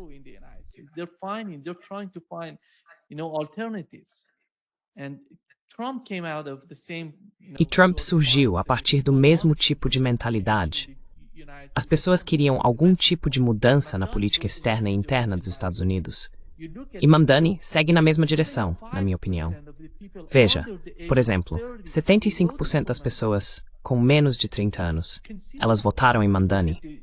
Isso é significativo. Olhe as pesquisas. E precisamos considerar o que ele está trazendo para a mesa. Acho que a única coisa que podemos dizer é que não sabemos o que ele vai fazer, ou se será capaz de fazer o que está prometendo. Mas afinal, as pessoas percebem algum tipo de mudança na retórica desses políticos, dessas pessoas que querem ser o próximo prefeito de Nova York. Essa é a mudança, na minha opinião.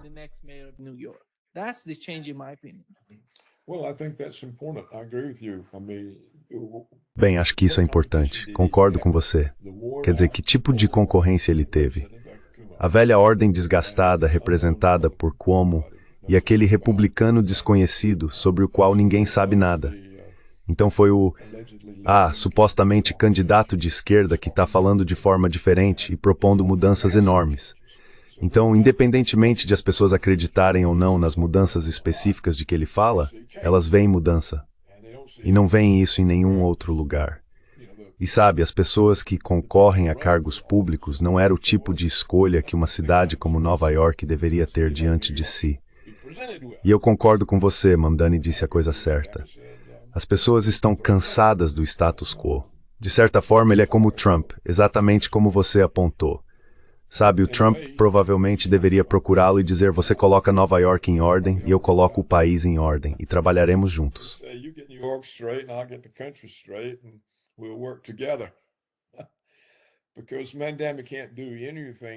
Porque Mamdani não pode fazer nenhuma das coisas que disse sem causar uma crise financeira, e alguém teria que socorrê-lo. E não há ninguém para isso além de Trump. Então muitas vezes me perguntei por que Trump não aceitou todas as ofertas dos democratas para ser um ditador. Eles exigiam que ele gastasse todo tipo de dinheiro sem autorização do Congresso. Por que ele não fez isso? Em vez disso, estão caminhando para algum tipo de acordo. Ele deveria ter dito: obrigado, juízes federais. Aceito a nomeação de vocês. Vocês acabaram de me tornar ditador. Não preciso de autorização do Congresso para gastar dinheiro com 42 milhões de americanos. Então presumo que também posso gastar o dinheiro em outras áreas. Vejam, as companhias aéreas estão tendo que cancelar vários voos, então posso gastar dinheiro para mantê-las funcionando e seguir em frente. Assim, ele poderia simplesmente ter se livrado do Congresso.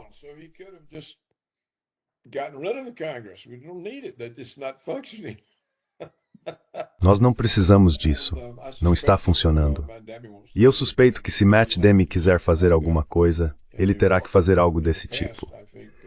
Em Nova York, no passado, acho que os prefeitos descobriram que o Conselho Municipal de Nova York os bloqueava, seja por inveja ou ciúmes, ou porque tentam descreditá-los porque querem concorrer à prefeitura, ou porque não estão recebendo uma fatia grande o suficiente dos contratos. E claro, não sabemos se no caso de Mamdani, isso é algo além de uma pose. Veja, se ele for prefeito e seus controles de aluguel pararem todo o desenvolvimento privado, então a habitação terá que vir do orçamento dele, do Estado, construindo moradias populares. Bem, esses contratos precisam ser distribuídos.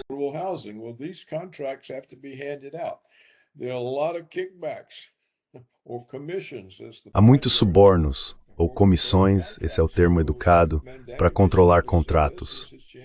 Então Mamdani pode simplesmente ver isso como sua chance de ficar realmente rico. Ele pode nem acreditar em nada disso. Pode ser apenas um esquema que ele está usando para se tornar muito rico. Isso é normal hoje em dia. É muito mais comum alguém buscar um cargo político para enriquecimento pessoal do que para servir ao interesse público. Você nunca é recompensado por servir ao interesse público, porque o público nunca concorda sobre qual é o seu interesse. O público é uma coleção de diferentes interesses, e cada um quer que o seu próprio interesse seja atendido. E você não pode atender a todos, porque eles entram em conflito.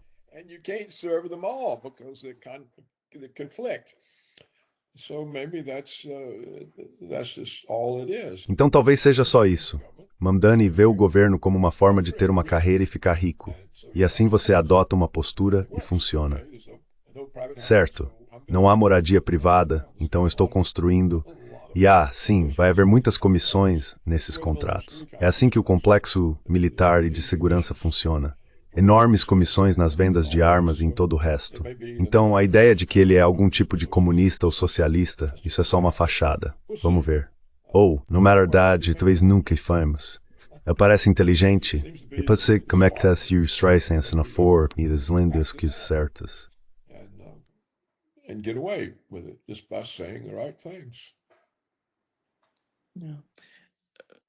Paul, aqui está o que Tucker Carlson disse sobre criticar o governo Trump e sua política externa em relação a Israel. Ele disse isso em sua entrevista com Megyn Kelly.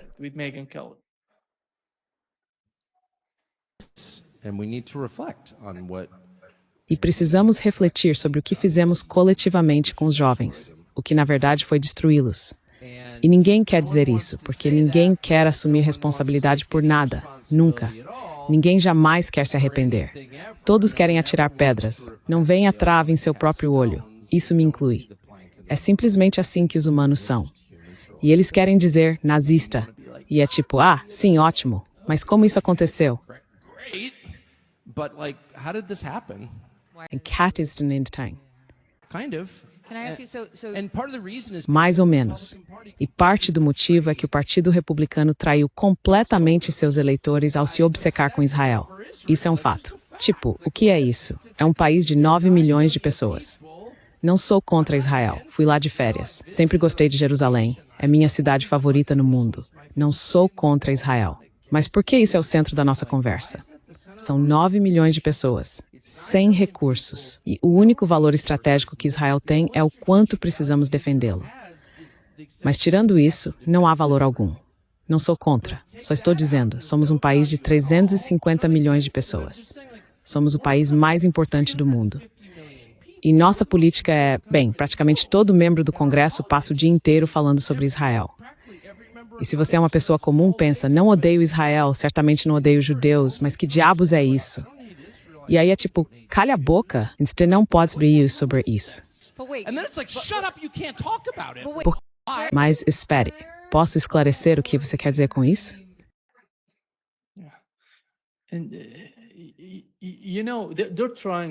E sabe, eles estão tentando, Paul, o movimento. Há algum tipo de movimento nos Estados Unidos liderado por Ben Shapiro e Mark Levin.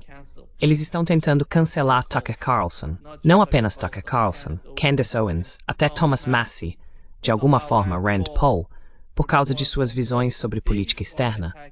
Eles estão atacando todos eles. Se você acompanhar o que está acontecendo com esse movimento, eles também estão atacando J.D. Vance, de alguma forma. Eles veem J.D. Vance como uma ameaça em 2028, porque acham que se ele vencer, não estará tão alinhado com a política externa dos Estados Unidos, como temos visto até agora com republicanos e democratas apoiando Israel. É por isso que eles sentem algum tipo de ameaça, mesmo com J.D. Vance.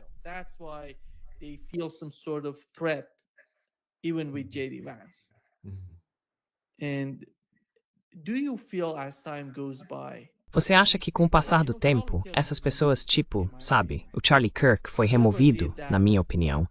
Quem quer que tenha feito isso, seja qual for o motivo, isso não está ajudando Israel.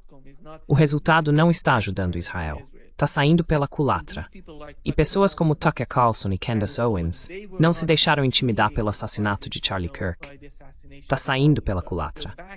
Eles estão levando mais a sério seus pensamentos, o tipo de mentalidade que têm em relação a Israel. Como você vê o futuro desse movimento e dessas pessoas que não sentem que os Estados Unidos se beneficiam dessa política de apoiar Israel em tudo que faz, mesmo que isso seja um genocídio?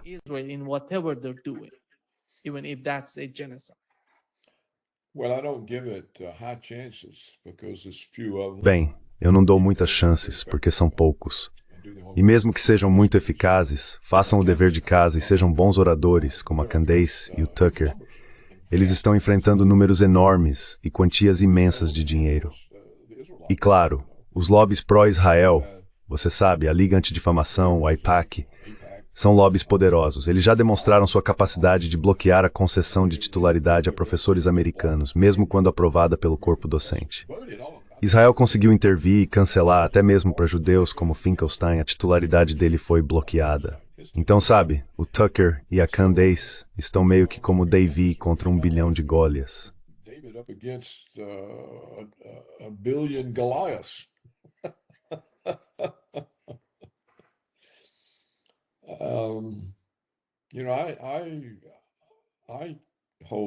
Sabe, eu responsabilizo Israel. E a Wikipédia diz que sou antissemita e negacionista do Holocausto. Mas agora dizem a mesma coisa sobre israelenses em Israel que são contra Netanyahu. Eles estão sendo demonizados como anti-Israel. Acho que os israelenses, seus lobbies, seus aliados e os Estados Unidos estão há tanto tempo acostumados a ouvir que Israel é o nosso ponto de apoio no Oriente Médio. Isso remonta à Guerra Fria. Foi assim que eles conseguiram todo esse poder. Precisávamos de um lugar para basear nossa oposição à influência soviética na região. Em outras palavras, isso se institucionalizou. It's institutionalized, in other words. The support for Israel is heavily institutionalized. O apoio a Israel é fortemente institucionalizado em todas as instituições dos Estados Unidos. Então, ao enfrentá-lo, você realmente está enfrentando algo grande. Notei que Candace Owens entende o quão sérias podem ser as consequências, porque ela continua dizendo às pessoas: eu não sou suicida, eu não sou suicida, eu não sou. Em outras palavras, ela espera uma tentativa de assassinato.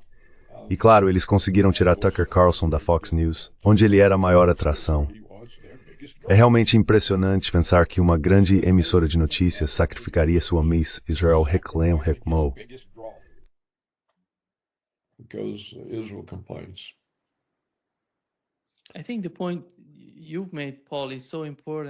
Acho que o ponto que você levantou, Paul, é muito importante. Quando mencionou esses oligarcas, eles são tão poderosos. Tem tudo. Mas no fim das contas, a opinião pública favorece Tucker Carlson e Candace Owens. E isso é algo que eles não podem comprar com dinheiro. Não importa se quiserem comprar o TikTok ou todas essas outras redes sociais, isso não vai mudar a política, nem a forma como as pessoas pensam e sentem em relação a Israel.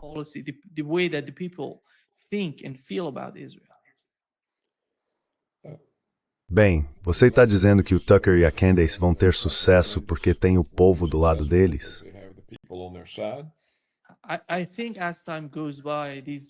Acho que, com o passar do tempo, esses movimentos não se trata apenas dos Estados Unidos.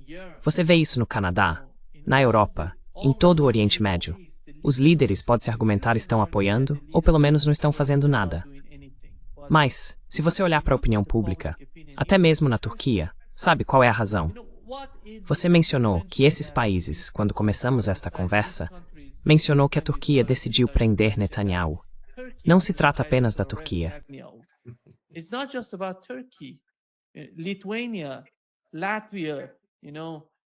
Lituânia, Letônia, Eslovênia, Canadá. Sabe, esses países decidiram que, se Netanyahu for até lá, vão prendê-lo. Se você falasse sobre essas coisas antes do que aconteceu em Gaza e na Palestina, ninguém jamais teria imaginado que esses países sequer discutiriam isso. Netanyahu era o mais, respeitado em todos os lugares. Eles tentavam, de certa forma, eram forçados a respeitá-lo. Mas agora, ninguém está forçando. E se estão, isso não funciona mais.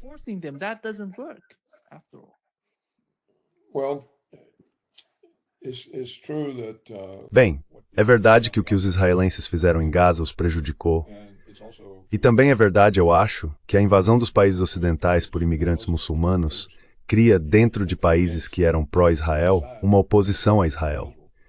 Esses imigrantes invasores são, de muitas maneiras, pessoas privilegiadas por causa da culpa que o Ocidente sente em relação às antigas colônias e aos povos que explorou e escravizou, e todo o resto dessa ladainha. Então, é verdade.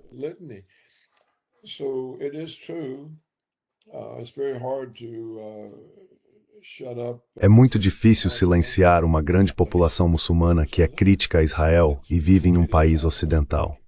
Então, acho que você tem razão. Agora é possível que as coisas se voltem contra Israel.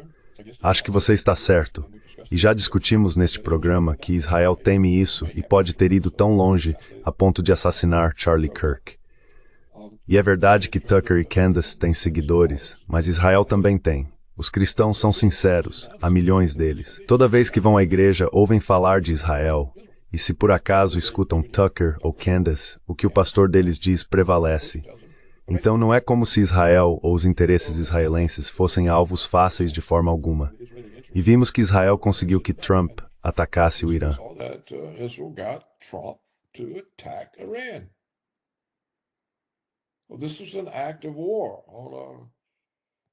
Bem, isso foi um ato de guerra contra, podemos dizer, quase um grande país. O Irã, claramente o principal país do Oriente Médio. E sem aprovação do Congresso. Ele não apenas os atacou, mas também os enganou, conduzindo conversas de paz ou algum tipo de negociação enquanto os atacava. E não houve consequências para Trump. Então eu não sei se... Acho que é um pouco mais difícil para Israel, mas não no Congresso. Quando a senhora Adelson, cuja fortuna é de 60 bilhões de dólares, acho que ela é a pessoa judia mais rica dos Estados Unidos, apoia a ideia de se livrar de Thomas Massie, Os republicanos não se levantaram em oposição. Eles não disseram, do que você está falando? Você nem mora em Kentucky. O que você tem a dizer sobre... You don't even live in Kentucky. What have you got to say about? Oh, the richest A pessoa judia mais rica dos Estados Unidos é o cara que comprou o TikTok, Larry Ellison. Ah, sim, Larry Ellison. Larry Ellison. Oh, yeah. Larry Ellison, yeah. He's the Ele é o mais rico. Bem, ela é a mulher judia mais rica. woman. yeah. Well, still, it's an interesting topic. Ainda assim, é um tema interessante. Mas nada está sendo feito em relação a Gaza, e claramente não há cessar-fogo. Quero dizer, todos os dias há mais bombardeios, mais pessoas mortas, mais pessoas baleadas.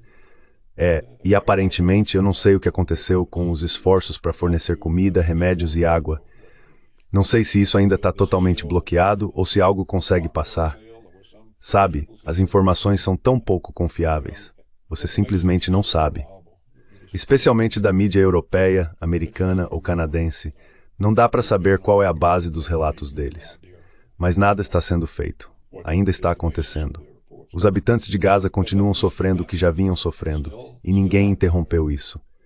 E o cessar-fogo de Trump não é um cessar-fogo. E ele não fez nada a respeito. Ele não ligou para Netanyahu e disse, olha, nós fizemos um cessar-fogo. He said, look, we made a ceasefire. Now you're embarrassing me. You're not keeping it. Agora você está me envergonhando. Você não está mantendo isso. Eu não vou deixar você continuar me envergonhando. Vou te cortar. Ele não fez nada.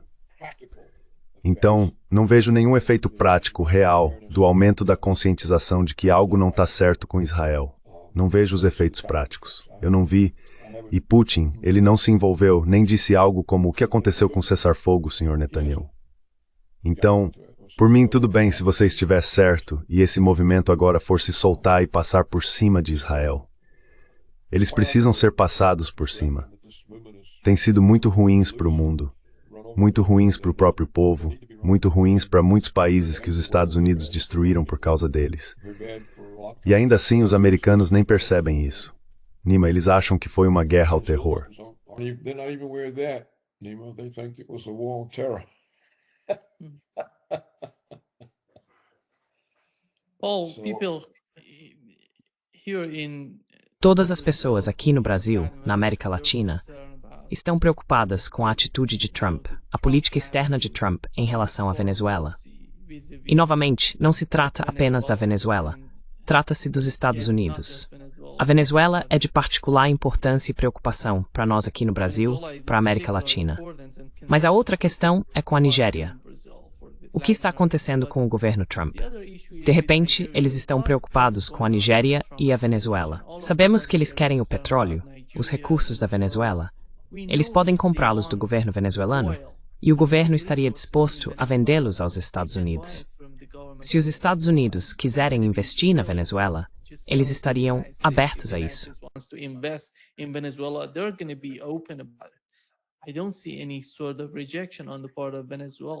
Eu não vejo nenhum tipo de rejeição por parte dos venezuelanos.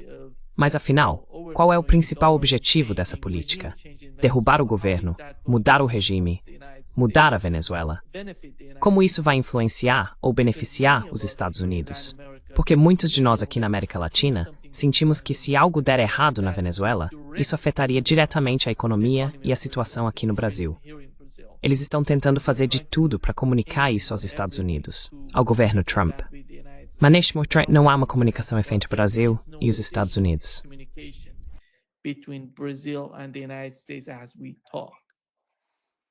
Yeah. Well, I don't know what Washington is. Bem, eu não sei o que Washington está fazendo na Venezuela ou na Nigéria. Pode ser que em ambos os casos estejam tentando obter algum tipo de controle sobre o petróleo. Por outro lado, na Nigéria, a alegação de que cristãos estão sendo perseguidos pode ser uma forma de Trump reforçar seu apoio entre os evangélicos cristãos nos Estados Unidos. Ele não está fazendo nada em relação à perseguição e ao assassinato real de cristãos por parte de Israel. Então ele vai... Bem, não pode, porque não quer enfrentar questão. And he can't because he doesn't want to take that on. So he's going to Então ele vai consolidar ou fortalecer sua posição com os cristãos evangélicos ao falar sobre a Nigéria e como estão matando cristãos. Então pode ser simplesmente isso. Politicamente pode ser algo tão simples assim. O que eu não entendo e nunca entendi em toda a minha vida é porque a América Latina, isto é, a América Central e a América do Sul, é tão desunida. Acho que os Estados Unidos há anos fizeram um esforço para criar algum tipo de união e tudo mais, e não sei o que havia por trás disso. Se era uma questão de controle ou algum tipo de tentativa idealista de criar um grupo abrangente para conter a corrupção nos países individualmente, porque a corrupção nesses países aparentemente sempre foi um problema.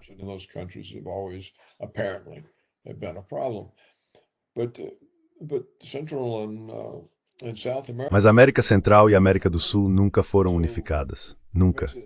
E isso torna difícil para eles resistirem à dominação americana. Enquanto que se fossem unificadas com aquelas populações enormes, se todas aquelas pessoas estivessem juntas, poderiam suportar as pressões. Mas nunca foram. São meio como os árabes. Preferem ser derrubados um por um. Não sei quantas vezes derrubamos Honduras, quantas vezes derrubamos o governo hondurenho. 4, 5, 6, não sei. Muitas, muitas vezes. Fizemos tantos esforços para derrubar os sandinistas na Nicarágua. Acho que já derrubamos alguns governos brasileiros.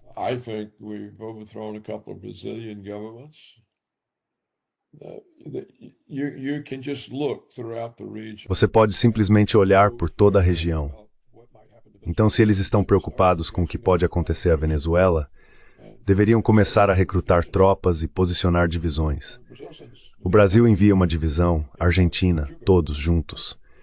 Isso deixaria claro que seria necessária uma grande guerra por parte dos Estados Unidos, porque eles estariam enfrentando toda a América do Sul. Eu não sei, realmente não sei, porque há tanta desunião, porque isso torna os países impotentes. Eles ficam indefesos. E é fácil para os Estados Unidos dominá-los. Nós estávamos acostumados a dominar a Venezuela antes de Hugo Chávez.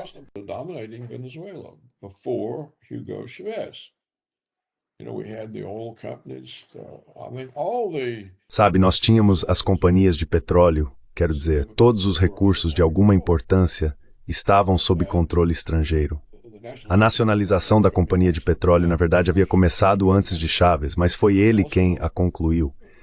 E ele também fez com que a Venezuela assumisse posições majoritárias em todas as empresas estrangeiras que exploravam os recursos do país. Então acho que esse é o ponto sensível. É a base da hostilidade de Washington e o rumo que eles querem tomar com isso. Não sei. Talvez não tenha. Trump, se for contido pela China e pela Rússia, precisa mostrar àqueles conservadores que querem que a América seja dura com seus inimigos.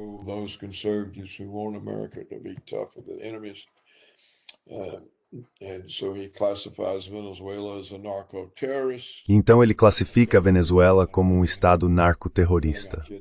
Ok, ele está conseguindo uma manchete americana com isso, enchendo nossos filhos de drogas. Então pode ser algo político. Sabe, quando os líderes não conseguem fazer coisas reais, eles orquestram algo para satisfazer as pessoas que esperam resultados que os líderes não podem entregar. Talvez seja isso. Não posso afirmar.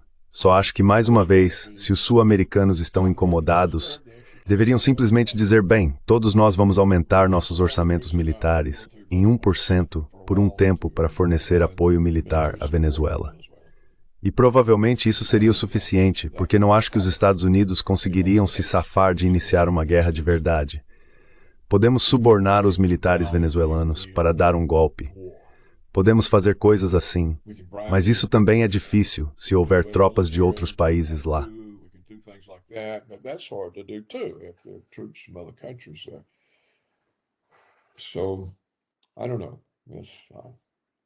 Então eu não sei. Trump ficou travado com sua guerra contra a China porque o líder chinês com quem ele se encontrou era simplesmente forte demais. Ele disse não e tinha todas as cartas na mão. Ele explicou a Trump: do que você está falando? Quem tem as cartas sou eu, não você. E se amanhã não houver terras raras?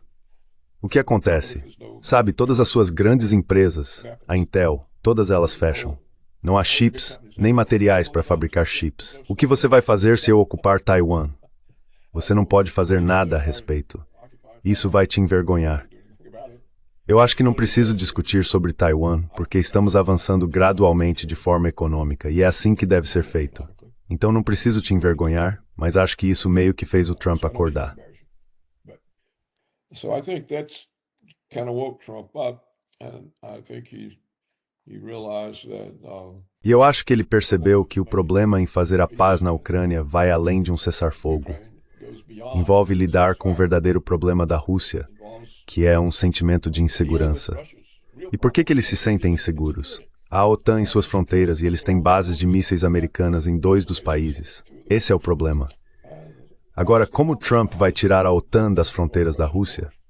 É um grande trabalho, não é? Bem, ele não esperava isso. Ele estava falando sobre como poderia resolver o problema em 24 horas. O problema era tirar a OTAN das fronteiras da Rússia. Como ele vai fazer isso? Quero dizer, o complexo militar industrial não vai deixá-lo fazer isso. O Congresso não vai deixá-lo fazer isso. Se ele quisesse fazer isso, deveria ter aceitado a nomeação de ditador que os juízes federais democratas completamente estúpidos estavam tentando dar a ele. completely stupid Democrat federal judges were trying to give him.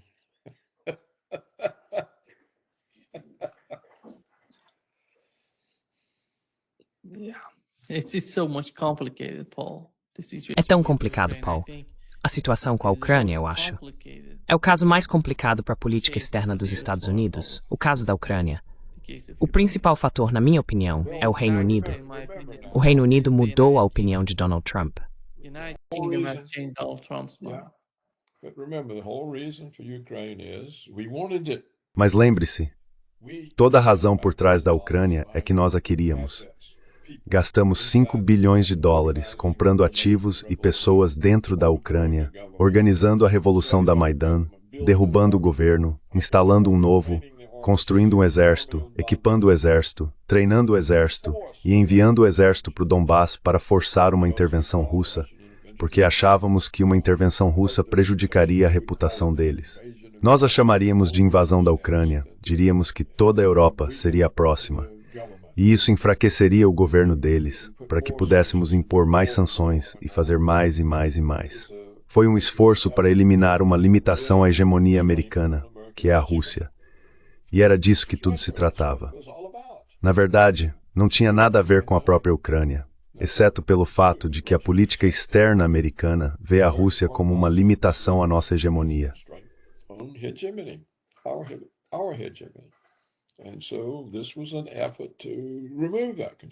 E, portanto, isso foi um esforço para remover essa limitação. É isso que é e sempre foi. Não acho que Trump entenda isso. Mas é isso. É a doutrina Wolfowitz. Ela tem 34 anos. E toda a forma como isso tem sido discutido durante todo esse tempo, durante todas essas guerras, é totalmente falsa. Ninguém na comunidade de política externa jamais fala sobre isso de maneira real. É tudo falso, falado de forma falsa. Eles criaram uma realidade falsa. Explicam tudo em termos de uma história inventada que não tem nenhuma semelhança com fatos ou com a verdade. E a mídia mantém essa narrativa protegida, e os funcionários também. Então, como lidar com o sentimento de insegurança da Rússia? E se não lidarem com isso, mais cedo ou mais tarde, algo muito ruim vai acontecer.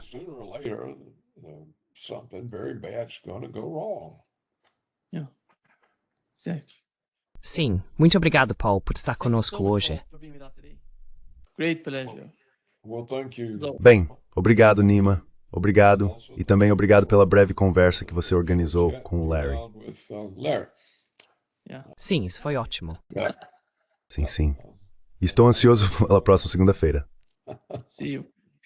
Te vejo depois. Vamos ver o que acontece nesse meio tempo. É, exatamente. Certo. Tenho certeza de que haverá muitos assuntos para discutir. Me envie o URL. Vou te enviar também. I'm gonna send it to you. Certo. Certo. Adeus. Goodbye. Adeus.